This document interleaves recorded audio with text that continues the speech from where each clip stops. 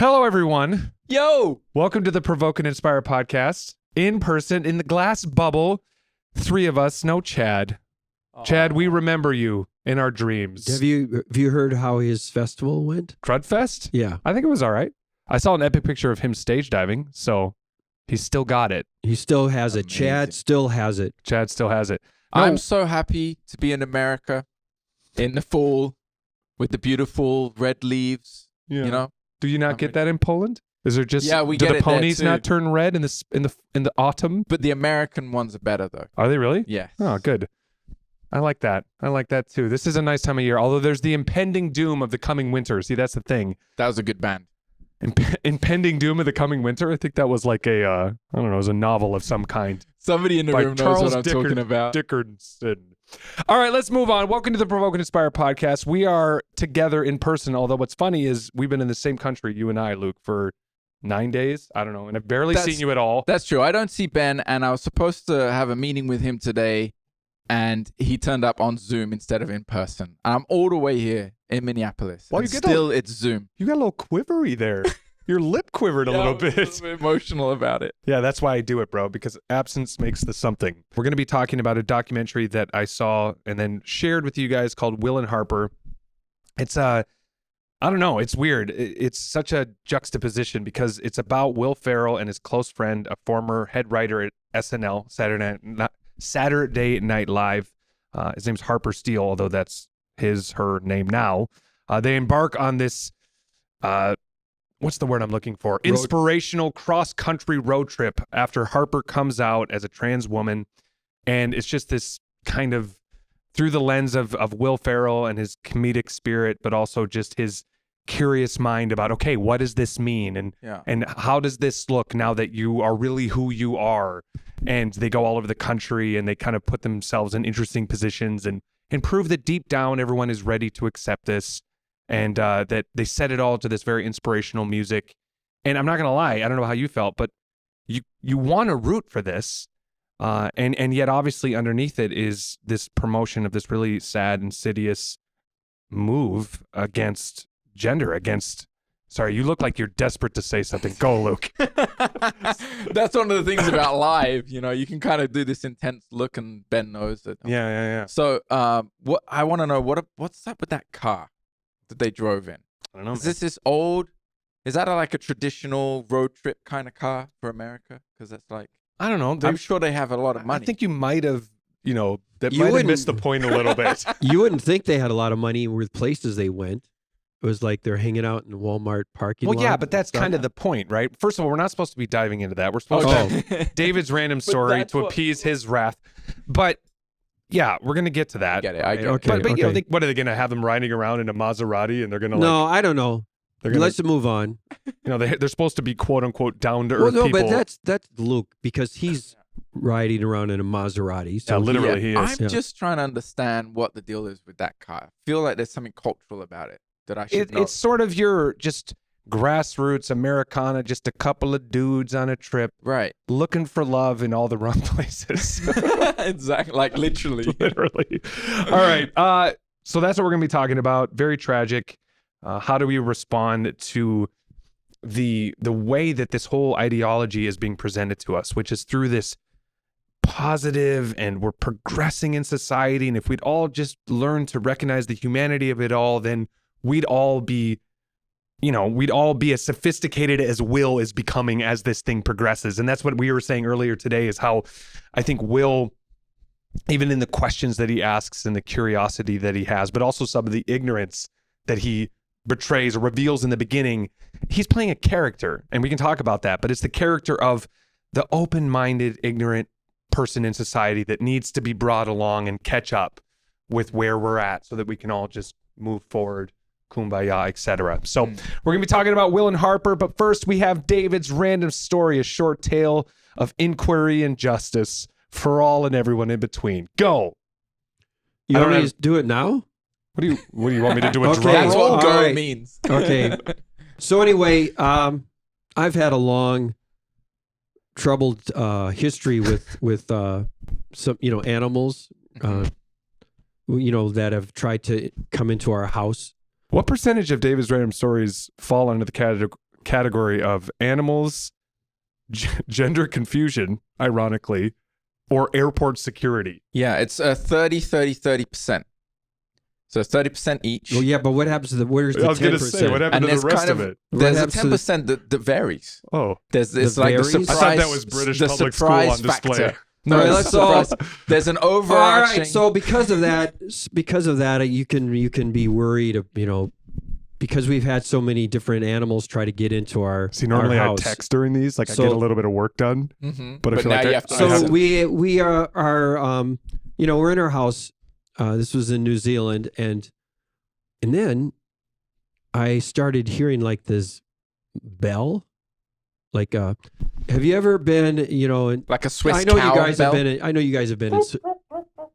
I know you guys have been in Switzerland. Those, Right. and they have That's those big exactly what I cow thought bells. of. Yeah. And but it wasn't that deep. It was more like if you hear a bell from your phone, that was Like more a mini cow bell. mini. Yeah, Yes. that's exactly Like there's right. a little cow walking. So I'm like hearing this, and I'm going, "What is that?" Because it was weird. It's like I could hear it, kind of like in the house, but this little bell. And then we have this window. Wait, was it a bell? Yeah. So anyway, so then I'm like, what is that? And I said to Jody, and Jody's like, what? And then we looked, and there's the window, and there's this rat, or I don't know if he was a rat or a mouse. This might be the remaining 10% is rodents. So he was some. So yeah, I think he was either a large mouse or a small rat. Okay. Rat. Which is almost the same thing. Yeah, Isn't so- it? A large mouse, small rat So he's climbing up the window, and he has on a collar with a bell. with a little bell. Wow. Oh, it's a pet And rat. so he was obviously so the bell was from him. He was obviously, it's like when you see a cat, and you go, is this a Was it a weasel? is this a wild Ferret? It was a mouse or Stoat? rat kind of thing. Okay. And he had a little collar like small marsupial? you'd see on a cat. Right. So He was either a pet or a very advanced rat that has a sense of fashion. which reminded, so What I if he was, had tiny little boots on? so I didn't know what to do because normally, you just try to, if you see, I don't think there's a normally for this situation. Well, what do you do? When you normally see a rat with a little bell. I was like, do I like go out and get try to, nail him with a rock or something? But Yeah. then you feel like you can't because he has a little collar. Why would you leave? Right. Just leave him alone if he's just But he had minding his this own little- business, his belling little bell. around. Jody but he's- doesn't like rats around the But house. he's crawling up our window, Mhm. with the little bell thing. Haven't you ever had that? Yes, then he's- it's kind my of like goodness. when it's I just- personally haven't experienced that, but I can empathize it's with like your when it's- situation. Get on with it. It's okay. All I would say, it just made me think of. Why are you pointing? It just made me think of Elon when he had that whole rocket and how it just landed. Oh, that was cool. That didn't wow. look real. Yeah, and It just kind of was like. I know. It was And amazing. like they were saying, this is like science fiction. He says it's science without the fiction. Wow. So your conclusion to this story was what Elon Musk recently did. Well, the rocket made me think of Yeah. that. What does that because- have to do Oh, with the it rat? totally made It me makes- think of it too. Yeah, But that's because that's what I've been thinking about for the last few days is that rocket. So, me too. I wasn't understand. I wasn't even thinking about the rat mouse, whatever it was. Right. And it probably wasn't. It was probably kind of like like some kind of weaselly cat. Yeah. I was watching this random reel of this Jamaican sort of game show with kids. And there's these really cute Jamaican kids. Wait. A Jamaican game show with kids. Yeah, it was like Okay. a kid Jamaican game show. Okay. And they put up a picture of the actor, the British actor, Jason Statham. Again. And they Ooh, said, Jason Statham. When you said the words in a different order, it totally explained it to me. they put up a video or a picture, sorry, of the British action star, Jason Statham. You know who he is. You have the memory of a goldfish. And they asked these kids, who is this? And they all huddle together. They're talking. They're collaborating. I And saw then this. They just stop and they go, Adolf Hitler. I saw that. With just a total confidence. Like, nailed it. I'm like, I that totally makes sense as well. It's all connected. I think really what this is about is Well, the whole story with the what are the videos that have turned up on the reels in the last week? That's Yeah. what we're basically doing right now. Our brains are like reels now. They don't have Gone to to make Mars. No, sense. but the whole time because he We've was. lost Yeah, okay, no. Because the rat was going No, we're not up. re-entering into the story. That is like it's like I found. No, I'm trying to show the connection randomness. because Okay. the rat is Stop going up at the pointing. belt, and then the Stop rocket is pointing. coming down. All right, Yes. we're moving on. All right. The good news is I do all this sort of introduction stuff before this because it'd be boring for this context, and frankly, it's boring in my own head as we speak. So we're gonna move right along to the main topic. Will and Harper, as I said, is a documentary that was released by Netflix. Will Ferrell, the comedian, beloved American icon. He goes on a road trip with the former head of writing at SNL. So, very important guy in that world. And he's come out. Now he's Harper.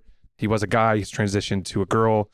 And through the lens of this soaring music and positive, funny experience, they kind of talk about, what it means to be transgender in America today. And the basic idea is we just need to accept this as the new thing. And it's okay, and it can even be fun and funny, and we're all humans in the end, right? That was the basic idea. And I think what struck me is the conflict between my emotions and my mind as I was watching this, because my emotions were caught up in the way that they're portraying this. Like, you couldn't help but feel, it's just friends, and it's good, and it's right, and everything about the way they're portraying it was so pernicious, because I just kept thinking, if you didn't know the truth and this is how this issue was portrayed to you, you wouldn't stand a chance. Like, you wouldn't stand a chance of discerning what is true. Like, if I'm someone who doesn't have an understanding of reality, of how God has made me, of what is true. And then the other sad thought I could have, and of course this is a very intense thing to say, but the whole time I'm just thinking, where's the documentary of the 17-year-old girl who's, deformed her own body and permanently damaged herself and is now talking about how her life is destroyed by this ideology, right? That's what's just like, that's the very real other side of this story that's being completely ignored through the lens of this just funny, happy-go-lucky piece of propaganda, Well, frankly. I mean, that's something we encountered a lot on our recent No Longer Music tour. And this one girl who was convinced by this monster doctor that she should have her breast removed when she was 24. And then 2 years later, she's in her room and she hears this voice. And because she had kind of a spiritual life, kind of, I don't know, new age kind of thing. And she heard this voice in her head go, "Do you want to know the truth?" And she said, "Yes." And the voice said to her again, "Do you really want to know the truth?" And she said, "Yes." And the voice said, "You're a girl." And then she had this encounter with Jesus soon after. And here she is, just a sweet girl, 26 years old. She had top surgery. They've pumped her full of testosterone, so her voice is kind of, it's abnormally low. And like you said, Ben, how many stories are there like that? Because, I mean, how many people when they're teenagers go through crisis about they don't like their bodies or they're insecure? You know what I mean? It's part of adolescence. Right. Yeah. And so it's such a pernicious, evil thing, I think. And that's one of the things that she talks about, because she's, God's using her in amazing ways today, and she's really sees kind of a calling of wanting to speak to the LGBTQ community and the trans community, kind of like to bring awareness, because she shares that when she started having those normal feelings as a teenager and then a young adult of like, who am I, and confusion around body and all of that, when she would type in a Google search, I feel weird about my body or whatever. Like every single teenager. Which, a normal pretty question much to ask. Yeah. What came flooding at her was all this ideology stuff and very strong suggestions of, you need to do this, you need to do that, you need to do surgery, etc. So she's kind of like, you gotta have a different voice spoken loud and clear into the culture today, because otherwise that's all young people are being able to hear. And it's it's really, really terrible. And I think what's crazy about this whole thing is that despite the way that this is presented as just happy and positive and friendly, and look, we can all just recognize each other's humanity, underneath the surface of that is a hyper aggressive, angry defense of this position. It's Right. hardly peaceable and something that people are willing to discuss. I mean, if we're going to respond, we have to be prepared for the intense spiritual battle and social and cultural battle that it is. Because the way this is presented is nowhere near the way it's actually militantly defended in culture today. I mean, you know, we've been doing these street interviews, me and a friend of mine, Charlie, every week for about 5 weeks now. And I love doing this because it's a exercise in faith. It stretches me. It gets me to have these really intense spiritual conversations. And we were talking to two guys, and they actually kind of stopped us. They were like, "Oh, what are you guys doing?"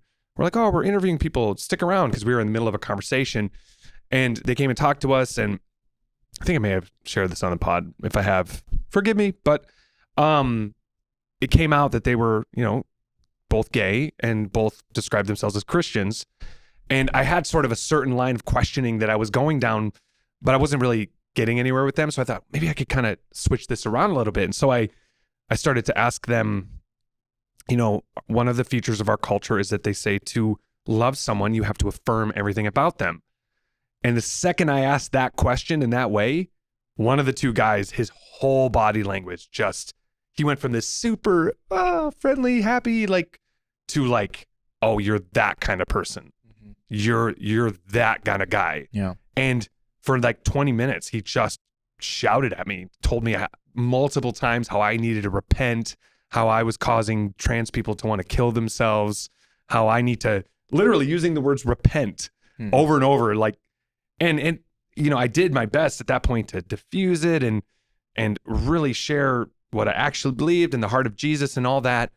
But I say that to illustrate that this is an intense issue in our culture. Yeah. And I think as followers of Jesus, there's going to come a day where we can't avoid knowing how to engage this. Well, Right. everywhere I go, I mean, I'm seeing people who are transitioning, and you can't tell you know, if they're a boy becoming a girl or the other way around. It's hard to tell. Yeah. I mean, everywhere. I mean, I see it everywhere I go, and I mean, like, we really saw it on our tour, and it's so it's who is the book? It was about this whole thing.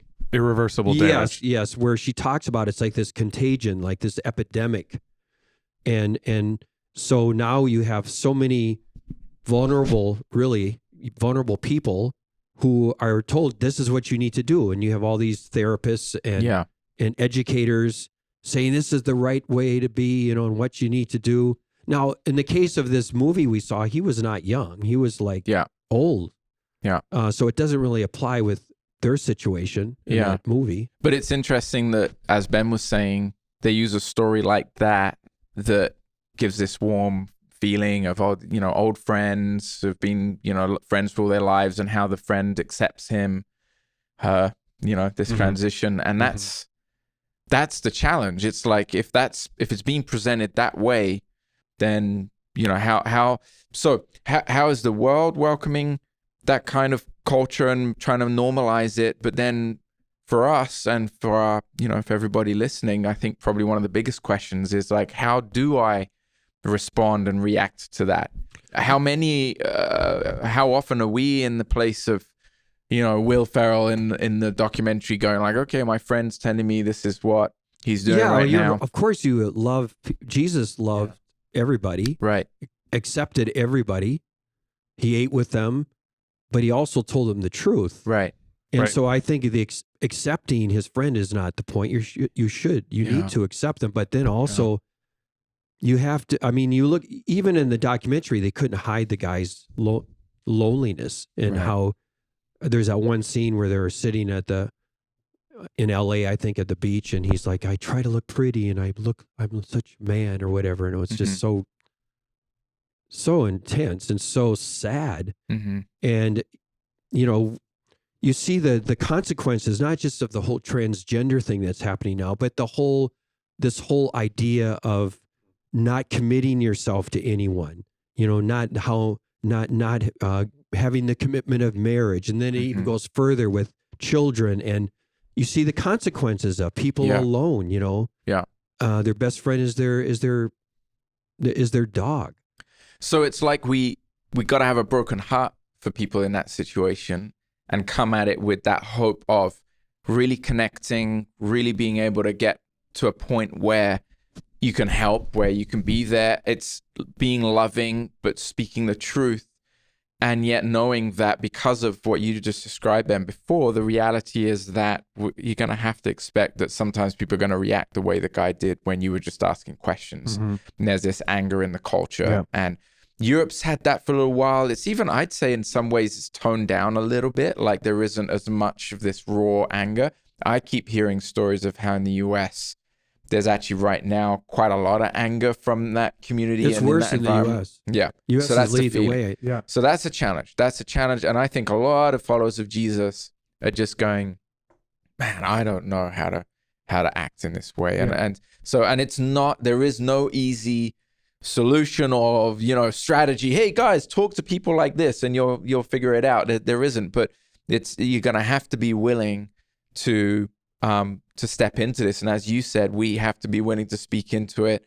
We're trying to walk a line of tension here where we're wanting to speak into this and call it out for what it is, to say that's ridiculous. There's this older guy trying to be a woman. It's ridiculous. It is. And it doesn't make any sense. And there isn't any reason for it to be, portrayed in this way.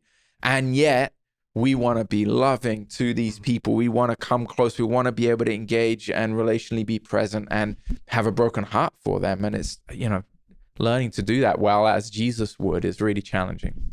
The thought I had as I was having this conversation, because I felt like, given what I get to do for a living, given how much I get to study and these kinds of conversations that I get to have, I feel like I'm probably pretty uniquely positioned to handle a conversation like that well. And I don't know how much progress I was able to make. I think this one was unique in that they were Christians in a sense, right? Obviously a bit of a different version of Christians than we are in the way they interpret scripture, obviously. And that made it a harder conversation in some ways.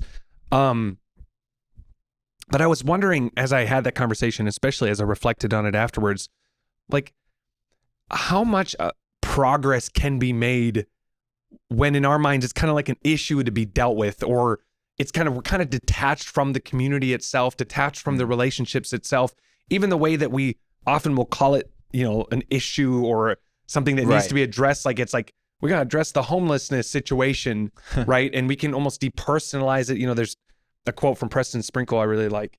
I know he's gotten in some hot water for whatever reason, but in his book, A People to Be Loved, he writes, if the church is ever going to solve this, quote, issue, it needs to stop seeing it as an issue. Homosexuality is not an issue to be solved. It's about people that need to love and be loved.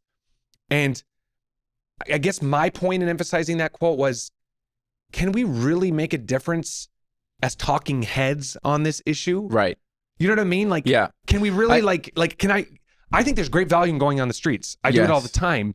But man, this issue just feels like so deep, so visceral, so woven into people's identities that I'm like, well, then that's one thing I think we can change. Yeah. But like in our own lives, and if you're going about it as a church community in a neighborhood, or as like we are as a mission, the distance is something we can do something about. So if we're willing to put ourselves out there and connect with people, build relationships, and be close enough to people going through this, then it'll stop becoming an issue and it'll be something that's more real and close. I mean, I really have a respect for the work that a number of our teams in Steiger are doing around the world, a number of them really engaging in the community around them that is full of the LGBTQ community. And so like, here in the US, we have a team that's doing a great job of this and connecting with people. In Germany, we have like a coffee shop, and every week they have people from this community just stopping by and spending time there and talking. And I think that's the first step. It's like, how can we be present? How can we be there and have relationships there so that we can understand better and we can actually be present, be a voice. So I think that's an important first step. Yeah. And again, it's the risk in this, and the other side of the ditch in this is the same kind of line of logic you'll hear from certain people relating to certain issues around the world. So it's like, well, I've heard people say like, well, you don't know Czech people, you got to be friends with them for 47 years and then maybe you can go past talking about the weather. Yeah. And look, It's right, exactly. And but do you know what I'm trying to say? I do. It's like we love people, but part of loving them is telling them the truth. Right. If something is going to destroy you and you're going to end up alone and broken, what kind of love is that if you don't tell people that? But they first need to feel the love of God and that you care. Yeah. But even in our NLM tour, this girl that we've been talking about, she brought a lot of she is an influencer. She's bringing a lot of these girls that said they were transitioning to be boys. They're in the front of the stage where we were, during the show. And in our show, we show the Father heart of God, and how he cares. And one of the girls actually fell in my arms and wept while I was speaking from the stage. And then, Luke's wife, Anya, was praying with all these girls. But when they saw the love of God, they were open for prayer. And then they're open to take the next step. And we've experienced that a lot, like in all these different situations. I was just giving us an example of our teams. The stories very commonly are actually, it's actually quite a quick or short-term perspective of connecting, building a relationship, and immediately already having opportunities to talk about truth, about God, to offer prayer. Stories of people who are transitioning who are confused about it, even though they've kind of bought into the ideology and they're going for it, they're still very confused about it and needing to talk. And they're not fulfilled. Right. Something like 80% of the trans community has thought about suicide. It's got one of the highest mental health problems of any group. This is normal universities that have been doing studies on it. It's devastating. And that's where when you're engaging in relationally with people that are in that situation, you're able to pretty quickly be there for them and offer prayer and speak in. And so we've got countless stories now of our guys being quite clear about, hey, you need to know God and he can do something and it doesn't have to be this way. And so they know our position, and yet they're still next week calling them back and saying, hey, can you come pray for me? I'm really struggling with this right now. And so it's not always like that, but I think the point is to say, look, we can step out. We need to. That's God. That's Jesus's calling. An example is to step out, to be there present, to speak truth, to be bold, and see where it goes from there. Yeah. And I think it's a little bit like the whole social justice versus the gospel false dichotomy that you used to hear all about, which is like, well, it's about meeting people's physical needs. And then people be like, no, it's about preaching the gospel. And it's like, it's about all of that, right? There's a massive loneliness epidemic in our culture. And a lot of what drives and fuels the LGBT movement is loneliness, is feeling like they don't belong. Like there's no one that accepts them, that there's nobody that loves them. And so we have the resources to develop the most selfless, amazing communities that can be possible to create in human life, because we have these spiritual resources for self-denial and for sacrificial service and for love. We're all on the same playing field because we recognize that all fall short of God. We have, unlike secular humanism, we are so equipped to offer unconditional service-focused love and community. And yet we don't have it like we should. Right. And so it's not about, well, let's do that first and then over time, let's preach the gospel. No, it's the whole thing. Yeah. Right? We need to be present. We need to be developing incredible community. We need to be meeting people's physical needs. And yes, we need to be standing up for what's true. Yeah. It just needs to be all of it if we're truly representing who Jesus is, because he did all of that. He met people. He met their physical needs. He was in community with people, was in their places, and he spoke the truth. And I think it's when we favor one at the expense of the other is where we can possibly fall short in this topic. True. Maybe one thought related to this that I've also had is, how much progress can you make on this issue by dealing with it head on? And what I mean by that is, will the laws make sense in the absence of the lawgiver? Like if I'm going on the streets now, when I dealt with these guys, it was different because we, in a sense, claim to be following the same Bible. So then it became a different question. It became an interpretation of scripture question. But for people who don't believe in God at all, is it does it make sense that I begin with this before they may even have encountered Jesus at all? Yeah, I don't think so. And I think you've actually often made a good point about this, Ben, like in the mission. And that is often how you people think you should. So it's like, oh, we're going to engage there, and that's the first topic. Often that's the first topic they'll bring up if they realize you're a Christian. They're like, oh, well, what do you think about, the LGBTQ community, or what do you think about this and that? But I'm with you on that. Actually, that's usually not the most productive conversation you're going to have. I don't think it ever is. And the thing about Jesus is that he always showed people on the street his love, and then they repented of their sin. The only people that he first confronted. The first he would confront with their sin was the Pharisees, the self-righteous. Yes. And so if you do a study, you'll see that on people on the street, he first showed God's love. He goes, the prodigal son, those kinds of stories. Yeah. And then they would turn like away he from would sin. engage tax collectors, and he's not coming up to them and saying, you know what, the problem with being a tax collector, right? Exactly. He doesn't even talk about that, or the prostitutes or whatever it was. He does not address that issue head on. Well, the woman at the well, he says, you're right. You don't have a husband. You're living with a man. And you've had 3 husbands or whatever it was. Yeah.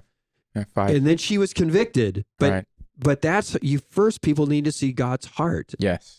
But it doesn't mean that you don't tell them the truth. Yeah. It doesn't mean that you have this kind of where you love them so much you don't tell them what's destroying their life. That's right. And I think that is a good way often of trying to disarm a conversation, because I know this will happen often, and when people start, wanting to have conversations like this, you will face what you described on the street of somebody suddenly getting angry in your face. I've often found that a good way to disarm that conversation is to go, hey, can we talk about I'd love to get to know you before we kind of go head on about, a topic that we might disagree on. Can we get to know each other first, and talk more? And I think often people appreciate that. Or going to the heart point, like, hey, how's your life? How are you doing? What's important for you? How's your family? Those kind of conversations are a lot more productive, where people are able to feel more at like ease and like, hey, we're just 2 human beings having a conversation. And then, yes, that's how we get to show God's love. And then often people will come to their own conclusions later about like, oh, maybe I need to rethink some of my decisions. And I don't know what the percentages would be, but it feels like a very high percentage of those in the LGBT community have had a very negative experience with the church, especially. Yeah. And so if you just, it's kind of like you always used to say, if I just stand on a table at my workplace and say, I'm here in the name of Jesus, all these walls are going to come up. Well, I think in that world, it's even worse. Like, they don't know the heart of Jesus. They don't know who he really is. And so you have to do that work. You have to, of course, allow the Holy Spirit to do that work. He's the one that does it ultimately. Of course. But if you think about it, like, if I'm basically in your mind saying, hey, you need to trust this abusive stepfather. You need to trust him. He's got a better plan for your life than you. No wonder the reaction. Yeah. Right. And for many of them, that's how they view it. They view it as this place that has rejected them. And of course, it's complicated, and there's sin and pride and all of that. But I'm just saying that they need to understand the heart of the Father, which, when it comes to this topic in sin in general, that's where really giving the analogy of as a dad myself, right, I think is a profound one. Yeah. Because I can help them say, man, I love, and you've used this analogy for years, but like, I have these kids and I love them and I would do anything for them, but I also care about the way they live because I don't want them to get hurt. Well, the other thing that does, and this was something that stood out for me in that documentary, Will and Harper, is early at the beginning of it, they meet his kids. I think it was 2 daughters. Right. Yeah, it was hard to know. Right. And one of them said something that really stuck in my head, where he was asking like, oh, how was this for you in the beginning? And she was kind of like, well, at first I was kind of like, wow, my dad is my father figure or man figure or something like that. And now I feel like I don't have that anymore. And then she kind of goes, but I probably didn't need that anyway. And that really hit me. And I was like, man, that is one of the big issues in this whole, for people struggling in this area. Often it is, either a negative picture of the man or of the father figure. Sometimes also it can be of the mother or the female figure, and not having reference of a man of good character, a man of God, or a woman of good character, a woman of God. And for Anya and I, we're at, it's a similar phase of life, of course, being parents. As we're engaging with a lot of the kind of young people or young adults who are dealing with this, we've realized how important it is for them just to be able to feel like they can have a good relationship with a father figure or a mother figure who, has a different character to what they're used to. And with the guy you're mentioning in Poland and others of their friends, often I feel like they really like hanging out. They want to have a relationship with me as an older guy than them to feel like the sense of safety that they haven't experienced before. The whole father deficit. Right. I mean, it's more than ever, actually. Yeah. And I think that when they feel that and then they understand that's God's heart, then they start to open. Right. They, to seeing what's true and what's not true, and they can look at things. And that's something the church can play a huge role in. If you're opening your home, your life, and going out to people, and you're of whatever age, you're offering something that this society doesn't have. You might be a grandfather figure or a parent figure to a young person who's never experienced that before. So it's not just for this generation to reach their peers. It's also the whole church family to realize, man, we have got to do something to welcome this community in and make them feel loved. Yeah. So again, I think at the foundation is having that broken heart, that this is not an issue. These are people. Obviously, like you said, Jesus never saw issues. He saw people. And then I think it's about creating that friendship and that community that the whole world desperately needs. But I think this community needs perhaps even more than anybody else. And that idea of sharing our lives, not just our ideas, not just our counter ideology or whatever, but the truth. Yes, obviously. I think it's the idea that we need to do all of it, be present, be bold, but also meet their relational community needs. It's such a crucial aspect of this. And then I think finally we need to lead with the cross. Like, as we kind of say with everything that we do, that the laws are not going to make sense in the absence of the lawgiver. And until you've had that encounter with the true heart of the Father, it's going to be very hard, especially when for most of them, their experience has actually been a negative one of the church. You got to pray for that revelation of who God really is as a dad that loves them and has a good plan for them. But this is going to be this conversation is going to just get more and more intense because just below that, sweet veneer with the soaring music is a power and principality. Absolutely. That is killing people and is going to go to war to defend itself. Right. And it's going to be tough. We're going to have to figure this out. So it is a spiritual battle. That's huge. true. Huge. It is. All right. Well, good conversation in the glass bowl. Thanks, fellas. We miss Chad, but he's with us, and we're going to pour one out for our homie. Gosh. Have you ever been at a funeral like that? I was at a funeral like that in New Zealand. What kind of segue was that? Where they're saying, so this is to my, like he had, I don't know, like whiskey or what, I don't know what it was. And he goes, so this is for my friend, because it was a funeral. Right. And then he poured it on the ground. Right. So I'm like thinking, does he think it'll somehow seep into him? And he'll get some. And depends where he's buried, I suppose. And he wasn't even buried there. So but it's like, what is he doing? To be clear, Chad is not dead. He isn't? No, he is not dead. Oh, that's good. Oof, that's a relief. Man, well, I gotta wasted all that money on them flowers for nothing. I shouldn't poured all that booze into the ground either. Yeah, don't you go licking the floor later, Luke. All right, that's it. On that note, we love y'all. I don't know why I'm looking at the camera. I broke the fourth wall. Peace.